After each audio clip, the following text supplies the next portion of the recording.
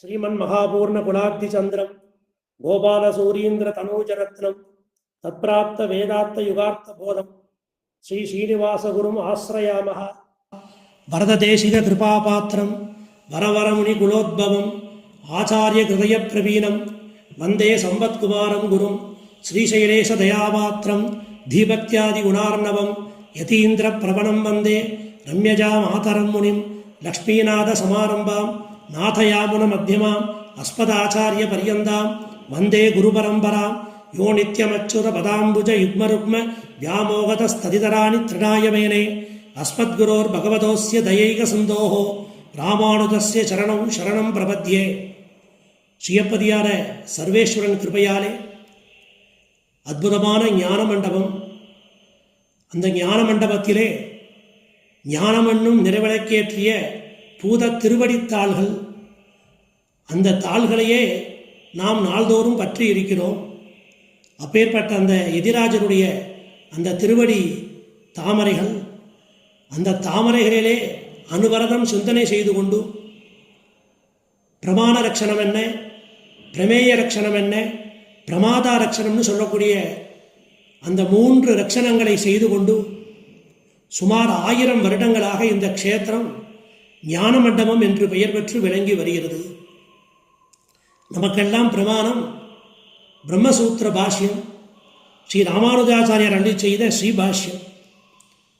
நமக்கெல்லாம் ஸ்ரீபாஷ்யமும் நம்பிலியனுடைய ஈடு பகவத் விஷயமும், இது இரண்டையும் காண்பித்து கொடுத்து இந்த சம்பிரதாய சித்தாந்த ஸ்தாபகராக இந்த விசிஷ்டாத்வைத சித்தாந்தத்தை பிரகாசப்படுத்தி எம்பெருமானார் தரிசனம் என்றே இதற்கு நம்பெருமாள் பெயரிட்டு நாட்டி வைத்தார் என்னுமா போலே எம்பெருமானார் தரிசனம் என்று பெயர் பெற்ற இந்த தரிசனத்தை நமக்கு வாரித்தந்த வள்ளலாக ஸ்ரீ பகவத் ராமானுஜர். அவரே பிரமாதா, அவரே சரமாச்சாரியர், அவரே ஜெகதாச்சாரியர்.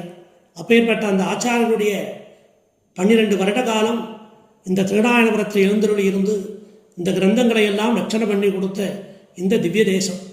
பிரமாண ரட்சணம் ஸ்ரீபாஷ்யம் பகவத் விஷயம், பிரமேய ரட்சணம் ஸ்ரீ ரங்கநாதன் நம்பெருமாள்.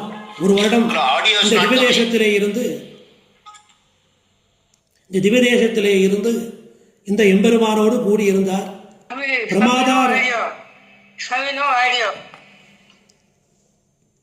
பிரமாதா லட்சணம் என்று சொன்னால் பிரமேய ரட்சணம் என்று ஸ்ரீபாஷ்யமும் பகவத் விஷயமும், பிரமாண ரட்சணம் என்று ஸ்ரீபாஷ்யமும் பகவத் விஷயமும், பிரமாதா ரட்சணம் என்று ஸ்ரீ நம்பெருமானையும், பிரமேய ரட்சணம் என்று ஸ்ரீ நம்பெருமானையும், பிரமாதா ரட்சணம் என்று எம்பெருமானாரையும்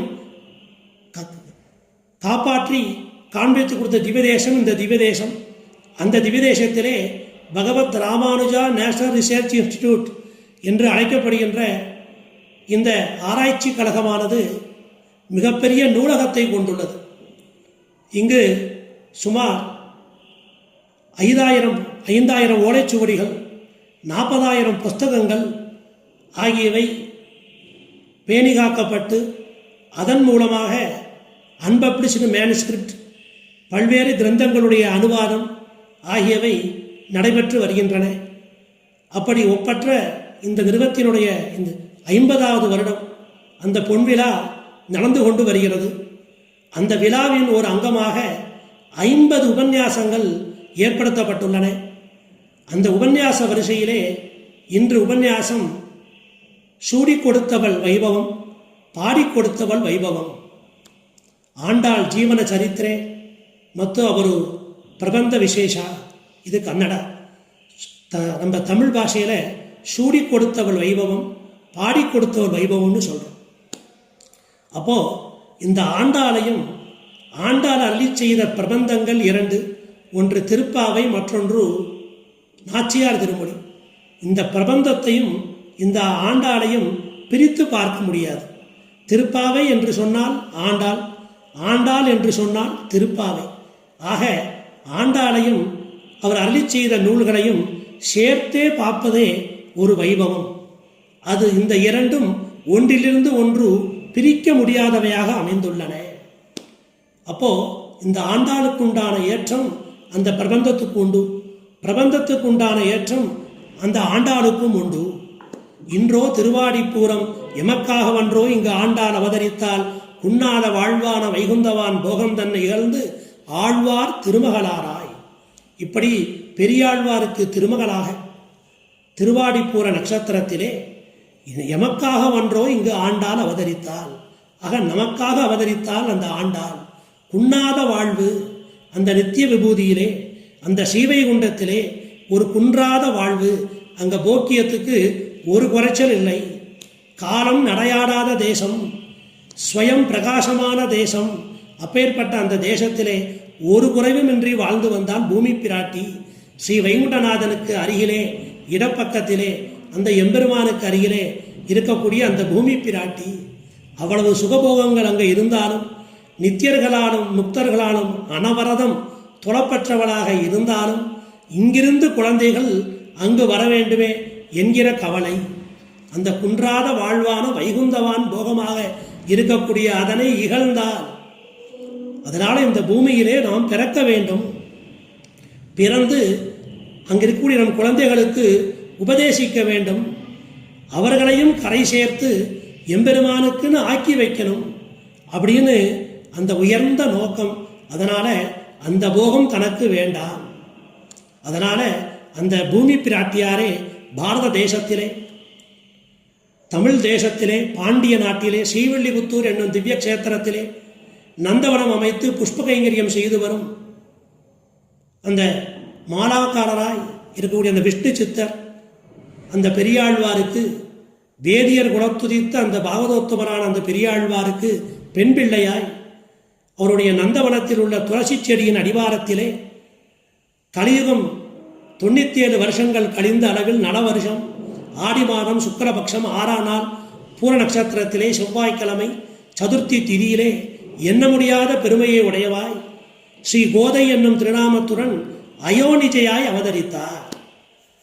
அவர் பூமி பாட்டியின் அம்சமாக இருந்தார். எம்பெருமான் வராக அவதாரம் எடுத்து பூமியை மீட்ட பொழுது அந்த எம்பெருமான் வராக அவதாரம் எடுத்தான். வராக நாயனராக வந்தான். வந்து அவன் அந்த பூமியை எடுத்து மீட்ட பொழுது அந்த பூமி பிராட்டி அந்த எம்பெருமானை கேட்கிறார், நான் அந்த பாதாள லோகத்திலவே அழுந்து இருந்தேன், அந்த ஹிரண்யாட்சனை வதம் செய்து என்னை மேலெடுத்தீர். அதே போல இங்கு சம்சாரம் என்னும் சேற்றிலே விழுந்து நோவுபடக்கூடிய இந்த சேதனர்கள் அவர்களும் உம்முடைய திருவடியை அடைய வேண்டும்.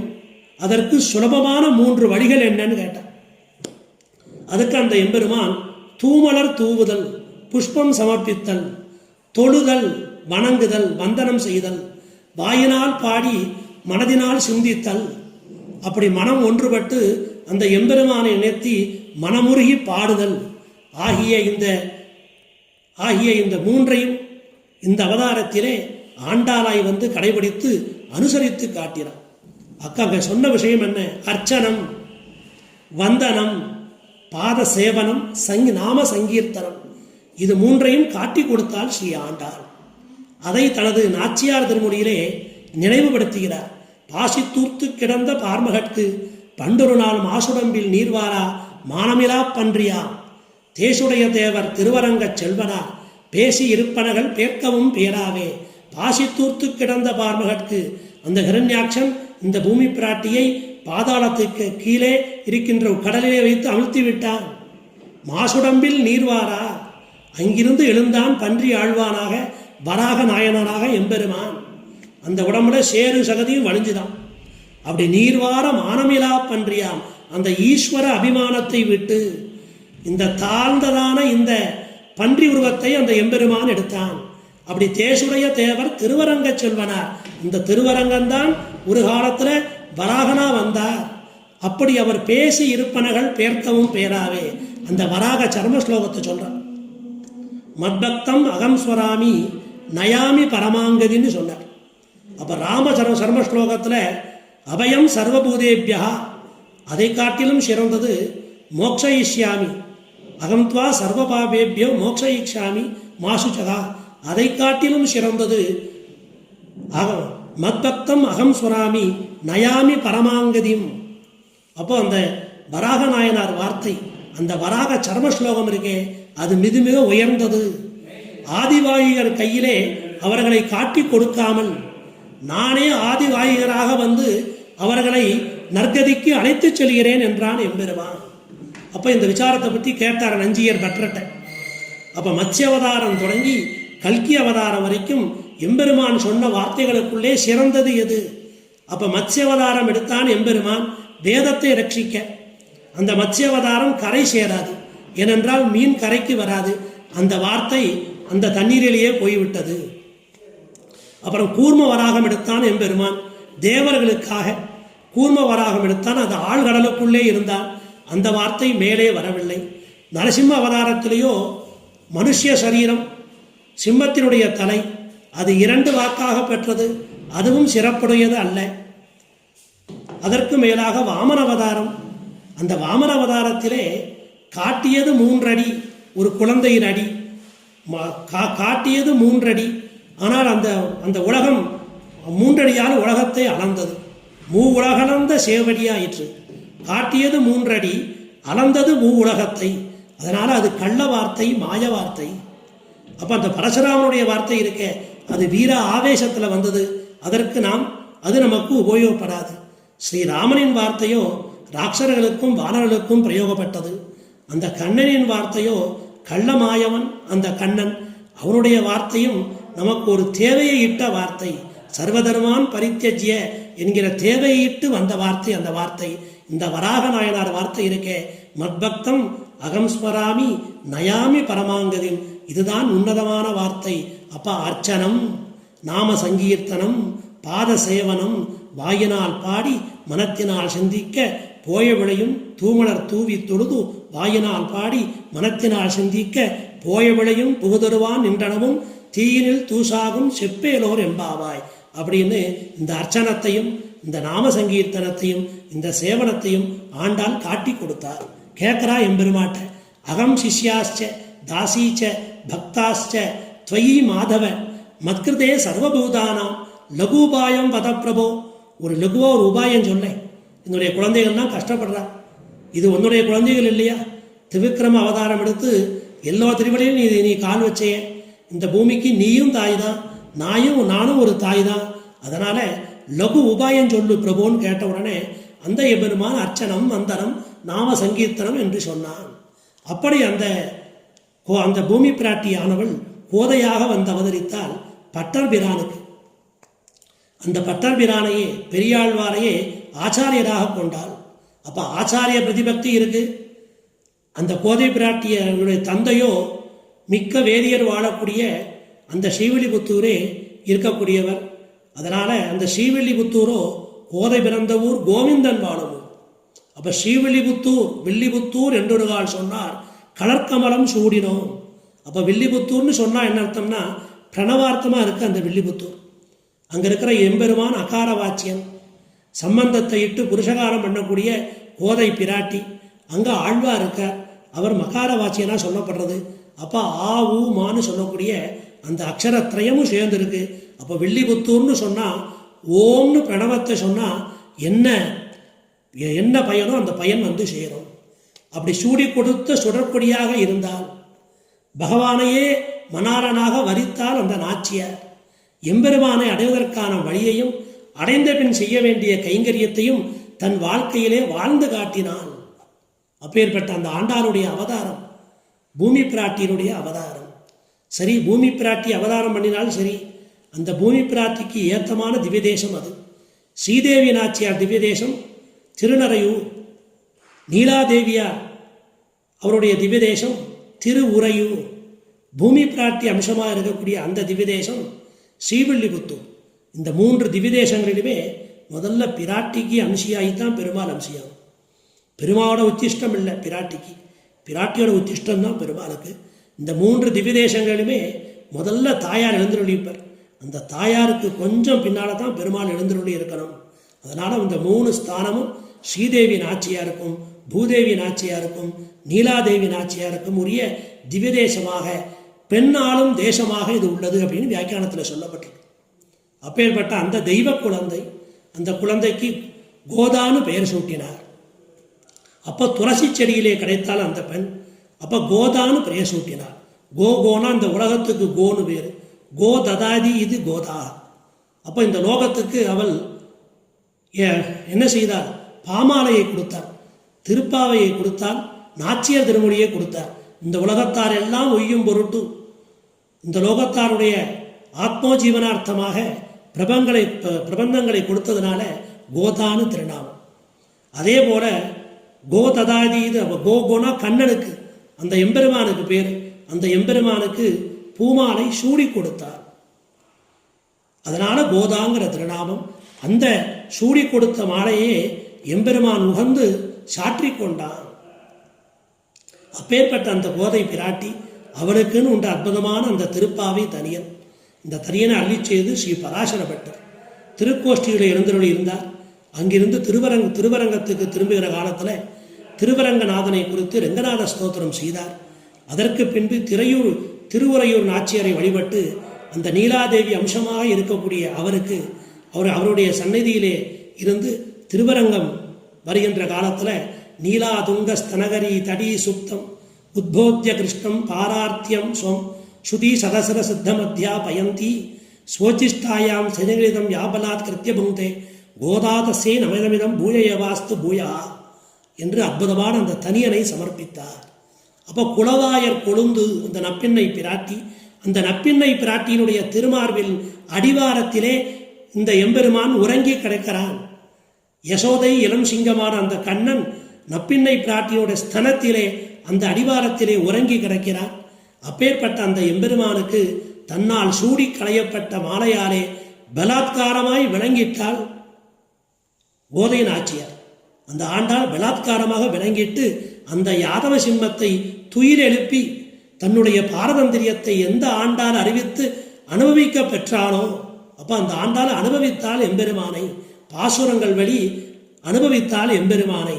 அப்போ அந்த அவன் நப்பின்னை பிராட்டியினுடைய மலர் மார்பிலே அவன் முகம்பதித்து இருந்தான். அவன் முகத்தை திருப்பி பலாத்காரமாக திருப்பி தன்னுடைய மாலையை சூட்டி அந்த எம்பெருமானுக்கு தன்னுடைய பாரதந்திரியத்தை உணர்த்தி அவனை எழுப்பி அனுபவிக்கப்பட்ட அந்த ஆண்டாளின் பொருட்டு செய்யக்கூடிய நமஸ்காரம், அது காலத்தத்துவம் உள்ளவரைக்கும் இந்த வணக்கம் இருக்கட்டும்னு பூய ஏவாஸ்து பூயக என்றார் ஸ்ரீ பராசர பட்டர். அப்போ தூங்கிக் கொண்டிருந்தான் கண்ணன். அவனை எழுப்பி மறையாய நாள் வேதத்துள் நின்ற மலர்ச்சுடரே என்னுமா போலே வேதாந்தங்களுடைய முடிவிலே சொல்லப்பட்ட அந்த பரபிரம்மம், அந்த சேஷித்துவம், நீ வகுத்த சேஷி, உங்களுக்கு நாங்கள் சேஷபூதால் என்று அவனுக்கு சேஷித்துவத்தை உணர்த்தினாள், நமக்கு சேஷத்துவத்தை உணர்த்தினாள். அப்ப இந்த ஆண்டாள் பகவானை அடைய வேண்டும் என்று மட்டும் சொல்லவில்லை. நாம் யார், அந்த எம்பெருமான் யார், நமக்கும் அவனுக்கும் உண்டான சம்பந்தம் என்ன, அவனை அடைந்த பிறகு நாம் என்ன செய்ய வேண்டும் அப்படின்னு அந்த ஸ்ரீவைஷ்ணவ சித்தாந்தத்தையே நமக்கு கற்றுக் கொடுக்கிறார். கீதையை அருளினான் கீதாச்சாரியன் கண்ணன். கண்ணனுக்கு உண்டான பெருமை ஒப்பற்றது.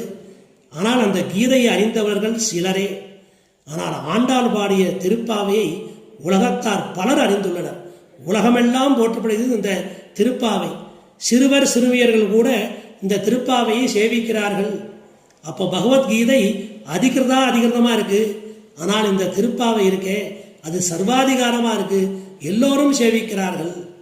அப்பேற்பட்ட அந்த கண்ணனை காட்டிலும் இந்த ஆண்டாள் கண்ணனை காட்டிலும், கண்ணன் பாடிய கீதையை காட்டிலும் ஆண்டாள் பாடிய திருப்பாவை உலக புகழ் பெற்றது. அதே போல சீதாதேவியும் அயோனிஜையாக பிறந்தாள். அது பெரிய ஒரு யஜ்ஞவாடம். அந்த நிலத்தை உழுதுன்னு இருக்கார் ஜனகர், அந்த பூமியில் கிடைச்சா. அது இந்த அரளிச்செயல் நடையாடாத பூமி, இந்த தமிழ் பாஷை தெரியாத பூமி, அதனால அது தாழ்ந்த பூமி. அதே போல இவரோ மிக்க வேதியராக இருக்கிறார். ஸ்ரீவில்லிபுத்தூரில் பெரிய ஆழ்வார், ஜனகரை காட்டிலும் ஆழ்வாருக்கு ஏத்தம். அதற்கப்புறம் ஆண்டாள் அவதரித்தது துளசி மாடத்தில், சீதை கிடைச்சது சாதாரண ஒரு பூமியில். அப்புறம் அந்த சீதை என்ன பண்ணா, அந்த எம்பெருமானுடைய ஜா கோஷத்தை கேட்டா. ராமன் அந்த வில்லுடைய அந்த ஜா, அந்த வில்லில் அந்த கோக்கப்பட்ட அந்த நானை அப்படியே சுண்டி விட்டான். அந்த சத்தத்தை கேட்டால் சேதுக்கரையிலேருந்து கேட்குறா. இலங்கையை தாண்டி வந்த உடனே அதற்காக ஆனந்தப்பட்டார். ஆனால் இந்த ஆண்டாளுக்கோ அதே அந்த அந்த ஒளியும் மட்டும் அல்ல, ஷார்ங்கவில் நானொளியும் சங்கொலியும் இரண்டும் கேட்டால் இந்த ஆண்டாள். அப்போ அந்த சீதை ராட்சசிகளுடைய அவர்களுக்கு அபயம் கொடுக்கும் பொருட்டு பாப்பானாம்பா சுபானாம்பா பதார்கானாம் பிளவங்கமா காரியம் கருணமாரியேன ந கஷ்டிது நாபராத்தியதி அப்படின்னு சரம ஸ்லோகத்தை வெளியிட்டால் அந்த ஒரு சமயத்தில் அங்கே இருக்கிற ராட்சசிகளுக்கு மட்டும். ஆனால் ஆண்டாருடைய திருப்பாவையோ அந்த சரம ஸ்லோக அர்த்தங்களையெல்லாம் சேர்த்து சொல்லி திருமந்திரம் துவயம் சரமஸ்லோகம் எல்லா அர்த்தங்களையும் உள்ளடக்கியது இந்த திருப்பாவை அப்படின்னு நாம் பார்க்குறோம். அதனால் அந்த சீதையை காட்டிலும் இந்த கோதை ஏற்றம் பெற்றவள். அதே போல ருக்மிணி பிராட்டி, அவளை காட்டிலும் இந்த கோதை ஏற்றம் பெற்றவளாக இருக்கிறாள். இது போன்ற பல சிறப்புகள் அமைந்துள்ளன. அதற்கு மேலாக ஆண்டாள் பாடிய அந்த திருப்பாவை, அந்த திருப்பாவைக்கு அமைந்த தமிழ் தனியன் அன்னவயல் புதுவை ஆண்டாள் அரங்கற்கு பண்ணு திருப்பாவை பல்பதியம் இன்னிசையால் பாடிக் கொடுத்தால் நற்பாமாலை பூமாலை சூடி கொடுத்தாலை சொல்லு சூடி கொடுத்த சுடற்கொடியே தொல்பாவை பாடியருள வல்ல பல்வளையாய் நாடினி வேங்கடவர்க்கென்னை விதியென்ன இம்மாற்றம் நாம் கடவா வண்ணமே நல்கு அப்படின்னு சொல்லப்பட்டிருக்கு. அந்த அற்புதமான அந்த தனியன் வழி அந்த பிராட்டி அந்த எம்பெருமானுக்கு பூமாலையும் சூடி கொடுத்தாள், பாமாலையும் பாடி கொடுத்தாள். அப்படி அந்த சங்கத்தமிழ் மாலை என்று அதற்கு தாமே பெயர் சூட்டினாள். அப்போ வங்க கடல் கடைந்த மாதவனை கேசவனை அந்த பாசுரத்தில் இது சங்கத்தமிழ் மாலை. இந்த சங்கத்தமிழ் மாலையுடைய தொடக்கத்திலே அர்த்த பஞ்சகம்னு சொல்லக்கூடிய அந்த 5 விதமான விசேஷங்களையும் வெளியிட்டு அருளினார். அப்போ 2 பெருமை இருக்குது திருப்பாவைக்கு. வேதம் அனைத்துக்கும் வித்தாகுங்கிற ஒரு பெருமை இருக்குது. சங்க அர்த்த பஞ்சகத்தையும் திருமந்திரத்தையும் அதிலே காண்பித்து கொடுத்தால் அந்த அந்த பெருமை அதில் இருக்குது. அப்போ பிராபியஸ்ய பிரம்மணோ ரூபம் பிராப்துச்ச பிரத்யேகாத்மனः உபாயம் பலம் பிராபியமேவ பிராப்தை விரோதிச்ச வதந்தி சகலா வேதாக சேதிகாச புராணகான்னு சொல்லி அந்த 5 அர்த்தங்கள் முக்கியமான அந்த அர்த்த பஞ்சக ஞானம். இந்த அர்த்த பஞ்சக ஞானத்தை ஆழ்வார்கள் எல்லோருமே காட்டியுள்ளார்கள். இந்த திருப்பாவை முதல் பாசுரத்தில் நாராயணனே அப்படிங்கிற அந்த இடத்துல பரஸ்வரூபம், நமக்கே என்பதால் ஸ்வஸ்வரூபம், பறை என்று சொல்வதால் புருஷார்த்த ஸ்வரூபம், தருவான் என்பதால் உபாய ஸ்வரூபம், பாரோர் புகழ என்பதால் விரோதி ஸ்வரூபம் என்று இன்று அர்த்த பஞ்சகம் என்னும் 5ஐயும் இவள் காட்டினார். அதற்கு மேலாக வேதமனைத்திற்கும் வித்தாகும் என்கிறோம் நாம். அப்போ நாராயண அப்படின்னு சொன்னால் அது சமன்வயாத்தியாயம். அப்போ அனைத்து வேதங்களும் உபனிஷதங்களும் மற்றும் சாஸ்திரங்களும் பரபிரம்மமாகிய ஸ்ரீமன் நாராயணனையே பரதெய்வமாக போற்றுகின்றன அப்படின்னு சமன்வயப்படுத்துகிறார். வியாசர் எழுதிய பிரம்மசூத்திரத்துக்கு பாஷ்யம் பகவத் ராமானுஜர். அப்போ நாராயணனே அந்த இடத்துல நாராயண சமன்வயாத்தியாயம். அப்போ நாராயணனேன்னு இருக்கு, அங்கே ஒரு ஏவகாரம், அது அவிரோதாத்தியாயம். அப்போ அந்த இடத்துல பிற தத்துவங்களான சாங்கியம் வைசேஷிகம் பௌத்தம் ஜெயினம் சைவம் அப்படின்னு பிரமத கொள்கைகளை எதிர்த்து தர்க்க ரீதியாக முரண்பாடுகளை எல்லாம் மறுத்து விசிஷ்டாத்வைத சித்தாந்தத்தை ஸ்தாபிக்கிறார். அந்த இடத்துல ஏவகாரம் சொன்ன இடம்தான் அவிரோதா அத்தியாயம். நமக்கே ஆத்மாக்கள் பலர் ஒன்றல்லர் அப்படின்னு சொல்லி அந்த பரபிரம்மத்தை அடைவதற்கான வழிகள், அது பக்தி யோகம் பிரபத்தி உபாசனை எல்லாம் சொல்லியிருக்கு. அதில் முக்கியமாக நமக்கு இந்த திருப்பாவையில் சொன்ன விஷயம் நாம சங்கீர்த்தனம் சொல்லியிருக்கு. அது சாதனா அத்தியாயம். பறை தருவான், அதுதான் பல அத்தியாயம். அப்போ அந்த ஜீவாத்மா அடையக்கூடிய அந்த முக்தி பரமபத பிராப்தி நித்திய கைங்கரியத்துக்கு போதல். அப்போ நாராயணனே நமக்கே பறை தருவான். அந்த வேதாந்த சூத்திரத்தில் சொல்லப்பட்ட அந்த 4 அத்தியாயங்களையும் தன்னுள்ளே அடக்கி கொண்டுள்ளது இந்த ஒரு அடி, இந்த ஒரு வரி, அந்த விசேஷம். அதனால் வேதம் அனைத்துக்கும் வித்து என்று நாம் சொல்கிறோம். அப்படி அந்த 30 பாசுரங்களுக்குள்ளே தத்துவம், இதம், புருஷார்த்தம், பக்தி, சரணாகதி, கைங்கரியம், பாகவத சம்பந்தம், ஆச்சாரிய சம்பந்தம், அர்த்த பஞ்சகம், திருமந்திரம், துவயம், சர்மஸ்லோகம் என்று எல்லாவற்றையும் உள்ளடக்கியது. அந்த திருப்பாவை வேதம் அனைத்திற்கும் வித்து என்று சொல்ல தட்டில்லை என்கிறார்கள். அதில் முதல் பாசுரம் மார்கழி திங்கள். அந்த பாசுரத்தில் நாராயணனே நமக்கே பறை தருவான் என்று முடிக்கிறார். அதாவது அவனே உபாயம் அவனே உபேயம் சொல்றான். இந்த முதல் பாசுரத்துக்கு உண்டான விஷயம். அப்போ இரண்டாவது பாசுரத்துக்கு உண்டான விஷயம் என்ன? வையத்து வாழ்வீர்கள் அப்படின்னு உலக நலத்துக்காக சொல்றான் இந்த பாசுரத்தை. நான் மட்டும் உய்ய வேண்டாம், இந்த உலகமே வாழ்ந்து போரும், அடியார்கள் வாழ, அரங்கநகர் வாழ, கடல் சூழ்ந்த மண்ணுலகம் வாழ. அப்படித்தான் அந்த ஸ்ரீ வைஷ்ணவ சம்பிரதாயம், எம்பெருமானார் தரிசனம். நான் மட்டும் உயிர்ந்து போகக்கூடாது. அதனால ஆண்டாளுக்கு இருக்கிற அந்த ஹியூமனிட்டி, அந்த பெரிய மனித நேயம். அதனால இந்த ஆண்டாளுடைய பக்தியே தனிப்பட்ட பக்தி இல்லை, பகவத் காமமாக இருக்கிற காரணத்தினாலே கூட்டு பக்தியாக இருக்குது, கூட்டு பிரார்த்தனையாக இருக்குது. அது இந்த லோகக்ஷேமார்த்தமாக இருக்குது அப்படின்னு சொல்லி இந்த பாசுரத்தை சமுதாய நோக்கில் ஒரு சொசைட்டிக்கு என்னென்ன கொடுக்குறோம் அப்படிங்கிறத வச்சு பல பேர் பலவிதமாக இந்த 30 பாசுரங்களுக்கு அர்த்தங்கள் எல்லாம் எழுதியுள்ளனர். எப்படி உலக பொதுமறை என்று திருக்குறள் பெயர் பெற்றதோ அதுபோல உலகத்திற்கெல்லாம், அது மிலேச்ச தேசமாகட்டும் எந்த தேசமாக இருக்கட்டும், எல்லோருக்கும் பொதுவான ஒரு மறையாக, ஒரு திராவிட மேதமாக சிறப்பித்து சொல்லப்படுகிறது இந்த திருப்பாவை. அடுத்த பாசுரத்திலே அம்பரமே தண்ணீரே சோரே அறம் செய்யும் என்று இந்த உணவு, உடை, தண்ணீர் ஆகியவையெல்லாம் அடிப்படை தேவைகள். அதெல்லாம் நமக்கெல்லாம் பேசிக் நீட்ஸாக இருக்குது. அப்போ அதை பூராவுமே எல்லோருக்கும் கிடைக்கணும். இந்த உலக வாழ்க்கையை எல்லோரும் தர்மத்தோடு நடத்த வேண்டும். அம்பரமே தண்ணீரே சோரே அறஞ்செய்யும் நந்தகோபாலா என்று அழைக்கிறார். அடுத்த முக்கியமான பாசுரம் 15வது பாசுரம், எல்லே இளங்கிலியே இன்னும் உறங்கிலியோ. அப்படி இந்த பாசுரம் திருப்பாவையாகிறது இப்பாசுரம் என்கிறார். அப்போ பெரியவாச்சான் பிள்ளை இந்த பாசுரமே திருப்பாவை ஆகிறது என்கிறார். வள்ளீர்கள் நீங்களே நானேதான் ஆயிடுக, குற்றம் புரிந்தவர்கள் நீங்கள் என்று சொன்னால், குற்றம் உங்கள் மீது என்று சொன்னால், இல்லை இல்லை நானே ஆயிடுக, நான் தான் குற்றம் புரிந்தவன். அதனால இது வெறும் தோழிகளை எழுப்பக்கூடிய பாசுரம் அல்ல, ஒவ்வொரு பக்தனையும் எழுப்புகிறார். இவ்வளவு நேரம் ஆச்சு நீ தூங்குறையே, அதனால வள்ளீர்கள் நீங்களே நானே தான் ஆயிடுக. அதனால இல்லாத குற்றத்தையும் ஏறிட்டு கொள்வது ஸ்ரீ வைஷ்ணவ லட்சணம் அப்படின்னு பெரியவாச்சாம்பிள்ளை வியாக்கியானம் பண்றார். இருக்கிற குற்றத்தையே ஒத்துக்க மனசு வரல, இன்னும் இல்லாத குற்றத்தையும் ஏறிட்டு ஒப்புக்கொள்ள வேண்டுமா? அந்த ஸ்ரீ வைஷ்ணவ லட்சணம் சொல்லப்பட்ட பாசுரம் இந்த எல்லே இளங்கிலேயே பாசுரம். அப்புறம் உந்துமல கழித்தன் அந்த பாசுரத்தில் ஆச்சாரிய சம்பந்தம் சொல்லப்பட்டிருக்கு. அப்போ ஆச்சாரிய சம்பந்தம் ரொம்ப ரொம்ப முக்கியம். ஒரு குளத்தில் தாமரை புஷ்பம் இருக்கு, தினந்தோறும் அந்த தாமரை காலை வேளையிலே விகசிக்கிறது. அந்த சூரியனுடைய கிரணங்கள் அது மேல் படுகின்றன, அது விகசிக்கிறது.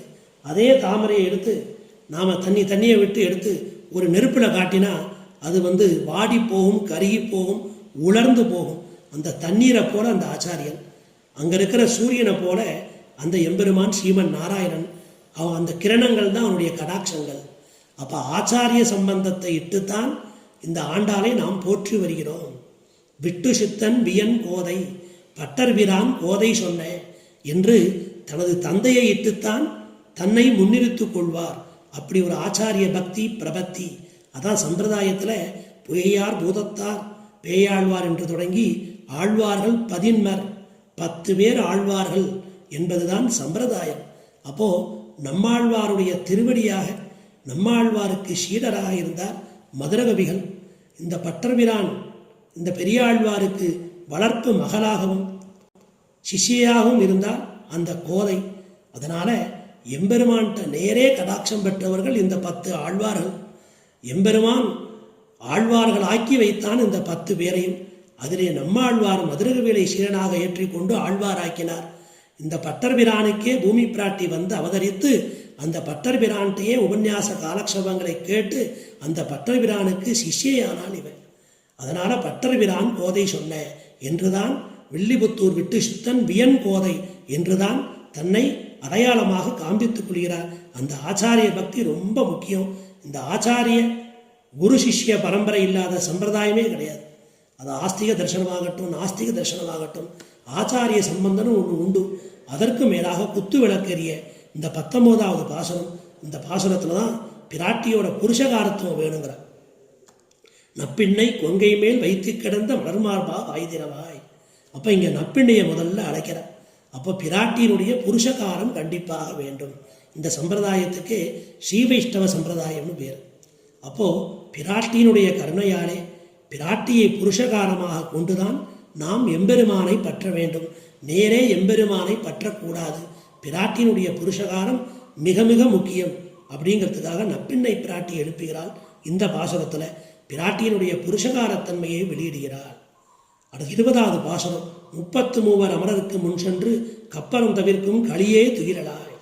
அதனால் இந்த எம்பெருமானுக்கு தான் மோட்சத்தை வழங்கக்கூடிய சக்தி இருக்குது. அப்போ ஜெகத்காரணத்துவமாகட்டும் மோட்சப்பிரதத்துவமாகட்டும் அது எம்பெருமானுக்கு மட்டுமே உண்டான சிறப்பு. அதற்கு இந்த பிராட்டியோட புருஷகாரத்துவம் நமக்கு வேணும். அதனால் அந்த எம்பெருமான் தான் சர்வேஸ்வரன் அப்படிங்கிறத இந்த பாசுரத்தில் காண்பித்து கொடுக்கிறாள். அன்றி உலகம் அளந்தாய் அடிபோற்றி. அப்போ உயர்ந்த அந்த பாசுரத்தில் எம்பெருமானுக்கு மங்களாசாசனம் செய்கிறார். ஆழ்வார்களுக்குள்ளே தலைவர் நம்மாழ்வார், 10 ஆழ்வார்களுக்குள்ளே உயர்ந்தவர் நம்மாழ்வார். அந்த நம்மாழ்வார் நாயிகாபாவத்தை ஏற்றுக்கொண்டாலும் திருவடிக்கீழ் குற்றேவல் என்றுதான் சொல்ல முடியும். ஆனால் இந்த ஆண்டாளுக்குண்டான தனிச்சிறப்பு என்ன? மாடியவனுக்கென்று பேச்சுப்படி வாழகில்லேன் கண்டாய் மன்மதனே. அப்போ இந்த பிராட்டி ஜென்மதகா ஜென்ம சித்தத்திலேயே ஸ்திரீயாக பிறந்ததால் ஒரு நாயிகா பாவத்தை ஏற்றுக்கொண்டுதான் அந்த எம்பெருமானை அடைய வேண்டும் என்பதில்லை. நாயிகா பாவத்திலே பாசனம் பாட வேண்டியது என்பதில்லை. ஜென்ம சித்தகா இவன் ஒரு உத்தம ஸ்திரீயாக உத்தம வதுவாக இருக்கின்ற காரணத்திலே நேராகவே அந்த எம்பெருமானுக்கு இந்த பாசுரத்தை எல்லாம் பாடினாள். அப்பேற்பட்ட அந்த உயர்ந்த பெருமை துவரை பிரானிற்கே சங்கற்பித்து வைத்தேன் அப்படின்னு சொல்லுகிறார். வாரித்தெழுந்த உன்னித்தெழுந்த என் தலைமுறைகள் துவரை பிரானுக்கே சங்கல்பித்து. அதனால மற்றுள்ள ஆழ்வார்களுக்கெல்லாம் காட்டிலும் இந்த ஆழ்வாருக்கு இந்த ஆண்டாளுக்கு தனி பெருமை உண்டு. பிஞ்சாய் பழுத்தாலை ஆண்டாளை பத்தியுடன் நாளும் வலுத்தாய் மனமே மகிழ்ந்து. மற்றைய ஆழ்வார்கள் நாயிகா பாவத்திலே பாசுரம் பாடினார்கள், மடலெடுக்க துணிந்தார்கள், தங்களுடைய அந்த ஸ்வரூபத்தை குலைத்து கொள்ள முயன்றார்கள். ஆனால் வணங்குகின்றேன் மன்மதையன்னு அந்த ஸ்வரூபத்தை அழித்து கொண்டவள். எம்பெருமான் வர வேண்டும், அந்த எம்பெருமான் என்னை ஏற்றுக்கொள்ள வேண்டும் என்று தன் ஸ்வரூபத்தையே அழித்து கொள்ள பார்த்தால் இந்த ஆண்டாள். அதனால 5 குடிக்கொரு சந்ததியாய் ஆழ்வார்கள் தஞ்சைகளை விஞ்சி நிற்கும் தன்மையலாய் பிஞ்சாய் பழுத்தாலை ஆண்டாளை பத்தியுடன் நாளும் வலுத்தாய் மனமே மகிழ்ந்து. அப்போ மற்றைய ஆழ்வார்கள் மங்களாசாசனம் செய்தாலும் மங்களாசாசனத்தின் மற்றுள்ள ஆழ்வார்கள் தங்கள் ஆர்வத்து அளவுதான் அன்றி பொங்கும் பரிவாலே வெள்ளிபுத்தூர் பட்டர்பிரான் பெற்றான் பெரியாழ்வார். அப்போ மற்றைய ஆழ்வார்கள் தங்களுடைய நலனை நினைத்தார்கள், எம்பெருமானிடம் அவனுடைய திருவடியை பிரார்த்தித்தார்கள். ஆனால் அந்த திருவடிக்கு பல்லாண்டு சொன்னார் பெரியாழ்வார். அந்த பெரியாழ்வார் வெற்படுத்த பெண் பிள்ளை பார்த்தால் இந்த ஆண்டாள் அவள் விரும்பியது அந்த திவிக்கிரம அவதாரத்தை. ஏன்னா அந்த திவிக்கிரம அவதாரத்தெல்லாம் இந்த பூமியில் உள்ளோர் அனைவர் தலையிலையும் எம்பெருமான் திருவடியை வைத்தானாம். அதனால ஓங்கி உலகளந்த உத்தமன் பேர்பாடின்னு அந்த திரிவிக்ரம அவதாரத்துக்கு ஒரு திருநாமம் சூட்டினார். அதே போல ஸ்ரீராமன் ஒரு வானரம், ஒரு ராட்சசன், ஒரு வேடுவர் தலைவன் எல்லோருடையும் கலந்தான். அதே போல கிருஷ்ணா அவதாரத்தில் அந்த கோபியர்களோட எல்லோருடையும் எம்பெருமான் கலந்து பரிமாறினான். அதனால அவதாரங்களுக்குள்ளே ஆண்டாள் ஈடுபட்டதுன்னு சொன்னால் அது திரிவிக்ரம அவதாரம், ராம அவதாரம், கிருஷ்ணா அவதாரம். மிக மிக ஈடுபட்ட அவதாரம்னா அது வராக அவதாரம். அது முதல்லையே பார்த்தோம்.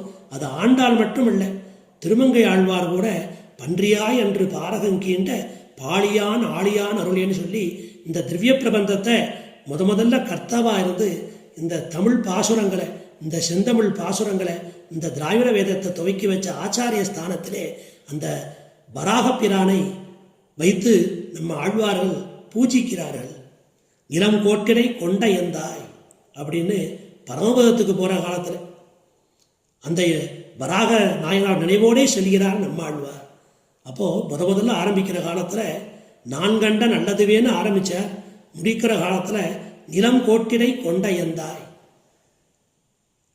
அப்படி அந்த வராக அவதாரத்திலே ஈடுபட்டார்கள் ஆழ்வார்கள்.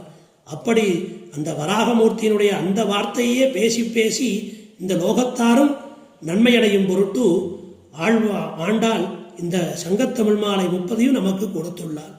அதே போல பெரியாழ்வாரை அடியொற்றி அன்றி உலகம் அளந்தாய் அடிபோற்றி என்று திருவிக்கிரமனுக்கு பல்லாண்டு, சென்றங்கு தென்னிலங்கை செற்றாய் திரள் போற்றி ஸ்ரீ ராமபிரானுக்கு பல்லாண்டு, பொன்ற சகடமுதைத்தாய் புகழ் போற்றி ஸ்ரீ கண்ணபிரானுக்கு பல்லாண்டு, குன்று கொடையாய் எடுத்தாய் குரம் போற்றி அதுவும் கண்ணபிரானுக்கு பல்லாண்டு, வென்று பயகடக்கும் தென்கையில் வேல் போற்றி அது எம்பெருமானுக்கு பல்லாண்டு பாடி என்றென்றும் உன் சேவகமே ஏத்தி பறைகொள்வான் என்று அவளுக்கு பலன் வேண்டும் என்பதை விட உன் சேவகமே ஏத்தி என்பதுதான் ரொம்ப முக்கியமாக இருக்கு. அப்போ போற்றி போற்றின்னு தொடர்ந்து எம்பெருமானுக்கு மங்களாசாசனம் பண்ணா அதில் அவள் தன்னுடைய பயனை அடைய வேண்டும் என்று கருதாது உன் சேவகமே ஏத்தி உன்னுடைய முக உல்லாசத்துக்காக இந்த கைங்கரியம், இந்த பல்லாண்டு எனக்காக அல்ல அப்படின்னு அந்த பாரதந்திரியத்தை வெளியிட்டு கைங்கரியத்தோட உச்ச நிலையை எட்டினார். அப்போ சேஷத்துவத்தை காட்டிலும் பாரதந்திரியம் உயர்ந்தது. சேஷத்துவம் எதற்கு? ஸ்வரூப ஞானத்துக்கு சேஷத்துவம்.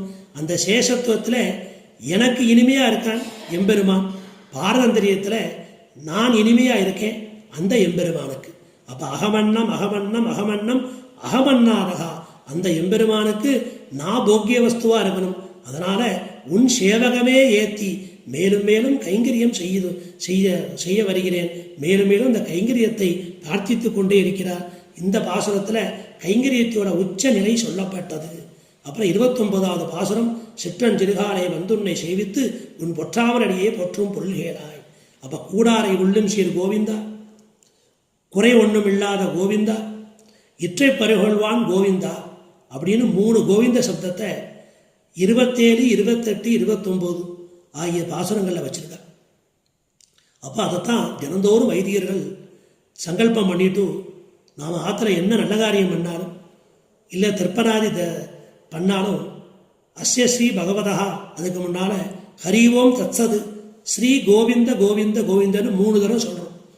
அந்த 3 கோவிந்த நாமத்தை எடுத்தது இந்த 3 இடத்துல இருந்தான்னு பிபிஏ சுவாமி அற்புதமாக காமிச்சார். அது கூடாரை வெல்லும் சீர் கோவிந்தா, குறை ஒன்றுமில்லாத கோவிந்தா, இற்றை பறைகொள்வான் கோவிந்தா. அதனால் அது வேதமனைத்துக்கும் வித்து அப்படிங்கிறதுக்கு இந்த கோவிந்த சப்தத்தை எடுத்து தான் தினந்தோறும் வைதிகர்களாகிய நாம் சங்கல்பம் செய்கின்ற காலத்தில் நாம் ஸ்ரீ கோவிந்த கோவிந்த கோவிந்த என்று சொல்லுகிறோம். அப்படி இந்த சிற்றஞ்சிறுகாலை பாசுரத்தில் பகவான் தான் உபாயம், பகவான் தான் உபேயம், கைங்கரியம்தான் நமக்கு புருஷார்த்தமாக இருக்குது அப்படிங்கிறத அற்புதமாக காட்டியுள்ளார். முடிவாக அந்த வங்கக்கடல் கடைந்த அந்த பாசுரம், அந்த பாசுரத்தில் இந்த பலஸ்ருதி, அது சாத்துப்பாட்டு, அதில் பட்டர்பிரான் போதை சொன்ன சங்கத்தமிழ் மாலை. அப்போ அந்த சங்கல் தமிழ் மாலை 30 தப்பாமே பார்த்தார்கள் பூர்வாச்சாரியர்கள். இந்த 30 பாட்டையும் தினந்தோறும் சொல்லணும். அதற்காக நித்திய அனுசந்தானத்திலே இந்த 30 பாட்டையும் சேர்த்துள்ளார்கள். அப்போ தினந்தோறும் திருப்பாவையை தப்பாமல் சொல்லணும். அப்போ கோதை பிறந்த ஊர், கோவிந்தன் வாழும் ஊர், சோதிமணிமாடம் தோன்றும் ஊர், நீதியாய் நல்ல பக்தர் வாழும் ஊர், நான்மறைகள் ஓதும் ஊர், வில்லிபுத்தூர் வேதக்கோனூர், பாதகங்கள் தீர்க்கும் பரமனடி காட்டும் வேதமனைத்துக்கும் வித்தாகும் கோதை தமிழ் ஐயைந்தும் ஐந்தும் அறியாத மானிடரை. ஐயைந்தும் ஐந்தும் 5 + 5 × 5.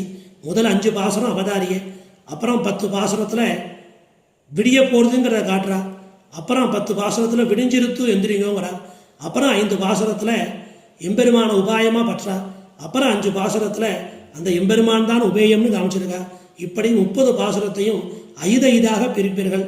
அதனால் ஐயைந்தும் ஐந்தும் அறியாத மானிடரை வையம் சுமப்பதும் வம்பு அப்படின்னு நாம் சொல்கிறோமே.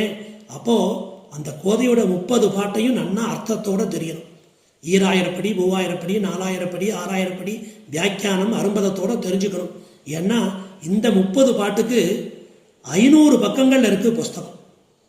அப்போ 4 வியாக்கியானங்கள், 2 அரும்பதங்கள், சுவாபதேசார்த்தம் எல்லாம் சேர்த்தா 500 பக்கம் வருது புஸ்தகம். பிரமாண சங்கிரகத்தோட விசேஷார்த்தத்தோட இந்த திருப்பாவை 30க்கு நம்மாழ்வார் பாடிய திருவாய்மொழி 1102 உரைத்தான் பாடியன்னு ஒரு பத்துக்கு 300-400 பக்கம். அப்போது 1100 பாட்டுக்கு அந்த இடத்துல 4000 பக்கம் இருக்குது.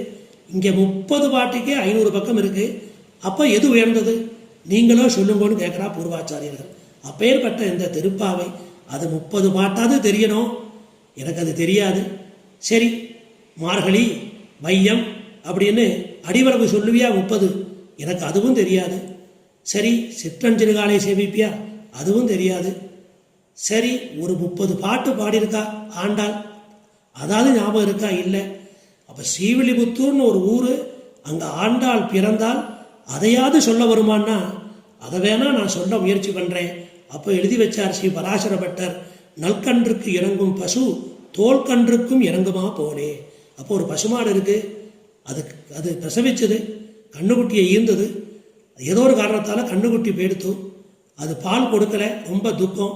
அப்போ ஒரு தோளில் ஒரு கண்ணுக்குட்டி மாதிரி செய்து உள்ளே வைக்கலாம் அடைச்சி நாம் அப்படியே காட்டுறோம் அதுகிட்ட. அது அந்த தோல் கன்ற நாக்கால் நக்கிட்டு பாலை பூரா சொரியறது. அந்த மாதிரி நமக்கு நிஜமான பக்தி இல்லை, அந்த தோல் கன்று போல ஆண்டாளுடைய பக்தி அந்த திருப்பாவையை மேலே போத்துட்டு போனால் எம்பெருமான் நம்மையும் நக்கி கொடுப்பான். அவன் வத்சலம், நம்முடைய தோஷங்களை எல்லாம் போக்கியமாக கொண்டு நமக்கும் வீடு பேர் அளிப்பான்னு சொல்லப்பட்டிருக்கு.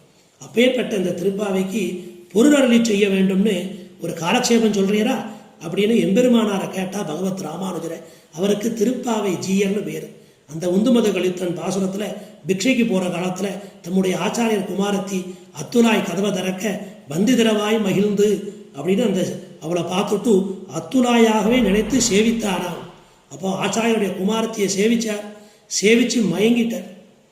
உடனே உள்ளேருந்து ஓடி போய் சொல்கிற அத்துலாய் பெரிய நம்பிகள்கிட்ட, இந்த மாதிரி வந்தார் ஜீயர் மயங்கியிருக்காருன்னு. அவர் வெளியே நின்று உந்துமத கழித்தன் அனுசந்தானமோன்னு வெளியே வந்து அவரை எழுப்பி திருப்பாவை ஜீயன் திருநாமம் சூட்டினார். அந்த எம்பெருமானார்கிட்ட கேட்டா சிஷ்யாலாம், எனக்கு ஒரு உரு சொல்லுவீங்களா, ஒரு முறை சொல்கிறீங்களான்னு கேட்டா, இல்லை இல்லை, இந்த திருப்பல்லாண்டுக்கு ஆள் கிடைச்சாலும் திருப்பாவை சொல்கிறதுக்கு ஆள் கிடையாது. ஏன்னா இந்த திருப்பாவை சொல்கிறதுக்கும் அந்த திருப்பாவையை கேட்டுறதுக்கும் மோவாய் எழுந்த ஆண்கள் தகுதியற்றவர்கள்.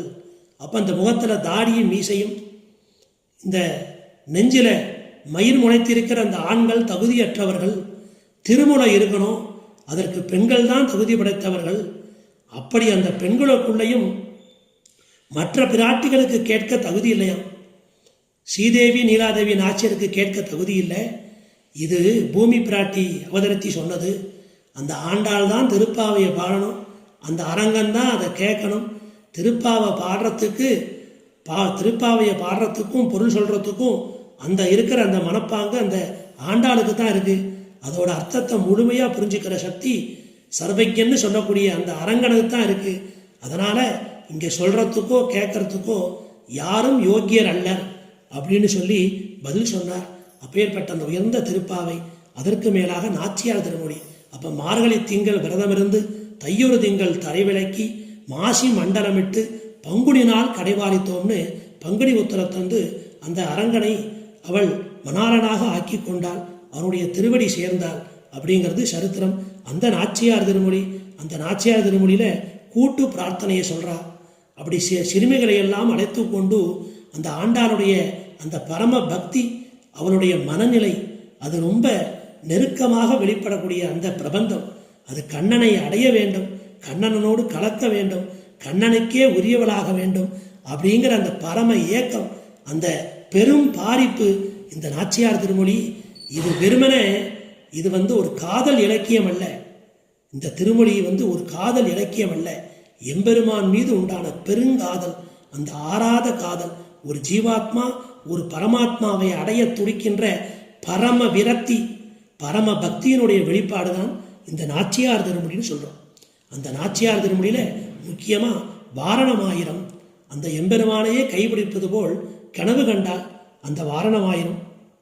அந்த வாரணமாயிரத்தோட முடிவில் வேயர் புகழ் வெள்ளிபுத்தூர் போன் கோதை சொல் தூய தமிழ்மாலை ஈரைந்தும் வல்லவர் வாயும் நன்மக்களை பெற்று மகிழ்வரே அப்படின்னு சொல்லி இந்த எல்லோருக்குமாக அந்த புத்திர பிராப்தி உண்டாகணும். வசுதேவ குடும்பங்களாக மணிவண்ணன் தாழ்வணியும் மக்களை பெறுவர்கள் என்று பெரியாழ்வார் சொன்னார். அவருடைய குமாரத்தி வாயும் நன்மக்களை பெற்று மகிழ்வரே அப்படின்னு இவ்வளவு நமக்கு ஆசீர்வாதம் பண்ணுறார். இந்த வாரணமாயிரத்தை ஸ்ரீவிஷ்ணவனுடைய திருமண விழாவில் அதில் முதல்ல கன்னியாதானம், பாணிகிரகணம், அதுக்கப்புறம் உண்டான ஹோமங்கள்லாம் ஆனப்புறம் இந்த வாரணமாயிரம் முக்கியமான நிகழ்ச்சியாக கொள்கிறோம் நாம். அப்போ வாரணம் ஆயிரம் சூட வனம் செய்துன்னு இந்த பாசுரத்தை அது ஒரு செயலை நம்ம வாரணமாயிரம், அதுக்கு சீர்பாடல்னு வேறு, விளையாடல்னு வேறு.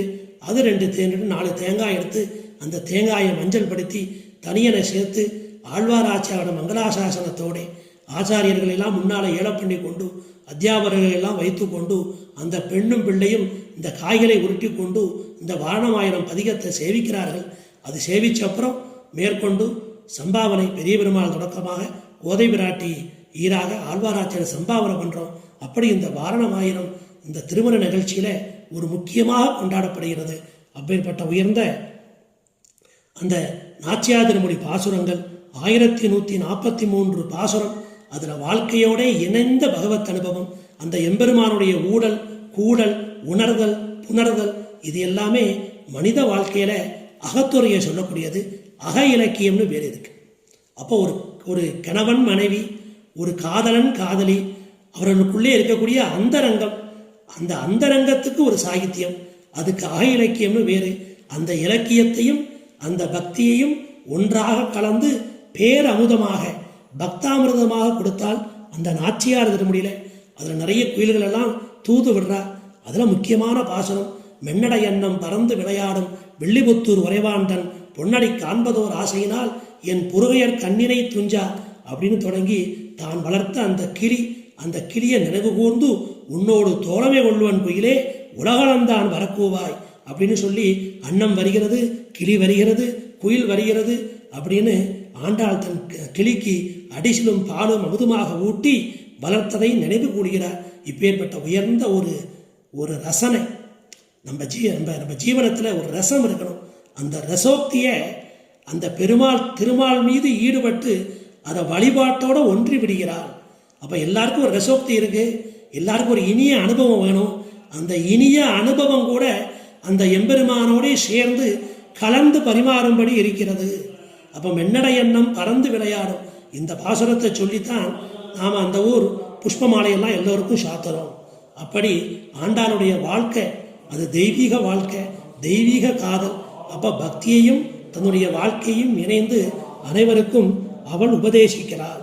அந்த கிணவினுடைய பக்தி அதோட உச்ச நிலை. அப்போ தூய தமிழ் மாலை ஈரைந்தும் வல்லவர் வாயும் நன்மக்களை பற்றி மகிழ்வரே என்று இந்த சந்ததி மேலும் மேலும் உருவாக வேண்டும். அந்த கண்ணனை அடைய வேண்டும், அவனை காண வேண்டும், அவனோடே சேர வேண்டும் அப்படிங்கிற ஏக்கம் நாளுக்கு நாள் அதிகரித்து இறுதியில் அந்த 14வது திருவாய் அந்த திருமொழியில் அந்த பக்தி பரம பக்தியாக பரிணமிக்கிறது. அதனால் தையொரு திங்களும் தலைவிளக்கி என்று தொடங்கி மாசி முன்னாள் பங்குனி நாள் கடைபாரித்து என்று பல்வேறு காலங்கள் நிகழ்ச்சிகளையும் கடந்து இறுதியிலே ஆண்டாள் எங்கே கொண்டு செல்கிறாள் நம்மைனா பெருந்தாளுடைய விராடி கீழ் பிரியாதென்றும் இருப்பாரே. அந்த எம்பெருமானுடைய திருவடி வாரங்களிலே அந்த திருவடிக்கு உண்டான அந்த போக்கிய போகங்களை அனுபவித்து கொண்டு அந்த திருவடிகளையே அடைவர்.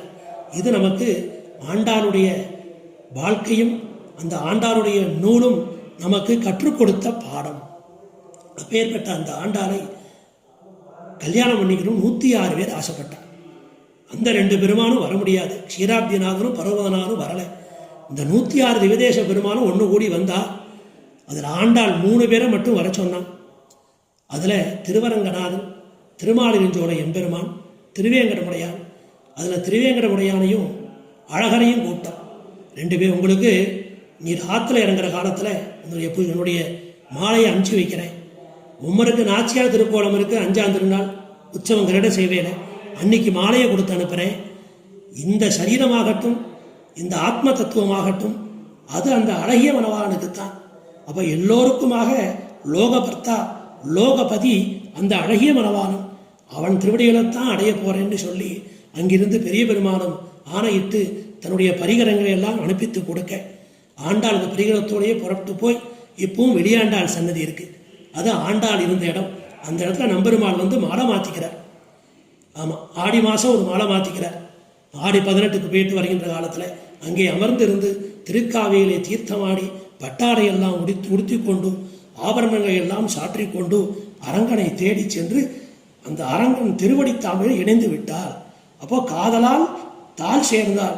அதுதான் இந்த ஆண்டாளுடைய ஜீவனம், அந்த பக்தி பெருங்காதல். அதை இந்த 2 பிரபந்தங்கள் நமக்கு உணர்த்துகின்றன.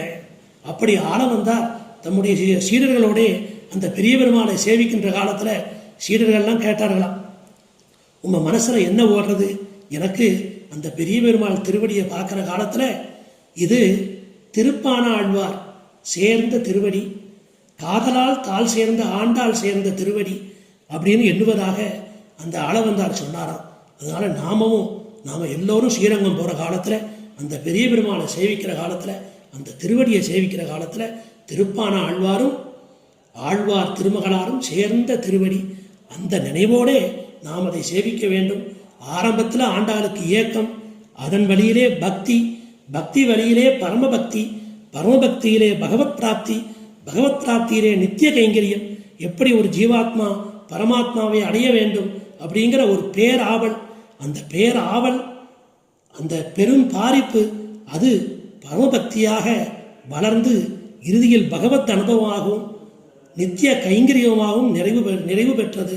இப்படி உயர்ந்த இந்த ஸ்ரீ வைஷ்ணவ சித்தாந்தம், அதனுடைய ஆழ்ந்த உண்மை, அதை இனிய தமிழில் நமக்கு உணர்த்துவதற்காகத்தான் இந்த கோதாதேவி, இந்த பூமி பிராட்டியினுடைய அவதாரம். அப்படி இந்த கோதையினுடைய தமிழ் இருக்கே, அது முடிவில்லாத அமுதம். அந்த ஆண்டாளுடைய பக்தி இருக்கே, அளவில்லாத பெருவெள்ளம். அந்த நாச்சியார் திருமொழி இருக்கே, அனுபவிக்க அனுபவிக்க பெருகிக்கொண்டே இருக்கக்கூடிய பக்தி அமுதம். அப்பேற்பட்ட அந்த அமுதத்துக்குள்ள ஒரு சிறு திவலைகளை, அந்த ஒரு சிறு துளிகளை நாம் இன்னைக்கு இந்த BRNRI 50 உபன்யாச மாளிகையில் ஒரு உபன்யாச மாளிகையா அந்த கோதாரத்தில் ரத்னத்தை கையில் எடுத்து பார்த்துருக்கோம். அந்த ரத்னத்தோட உண்மையான பெருமையை அறியணும்னா இன்னும் நிறைய ஆச்சாரியர்கள்ட்ட கேட்டு மேலும் மேலும் தினந்தோறும் இந்த பிரபந்தத்தை நாமும் சேவித்து அந்த பரபக்தி, பரஜான, பரமபக்தியை நாமும் அனுபவிப்போம். ஆண்டாள் திருவடிகளே சரணம், ஆழ்வார் எம்பெருமானார் ஜீயர் திருவடிகளே சரணம், அஸ்பத ஆச்சாரியன் திருவடிகளே சரணம், ஸ்ரீ ஸ்ரீனிவாச மகாகுரவே நமக, ஸ்ரீமதே ராமானுஜாய நமக. எல்லோருக்கும் நமஸ்காரம், க்ஷமிக்க பிரார்த்திக்கிறேன்.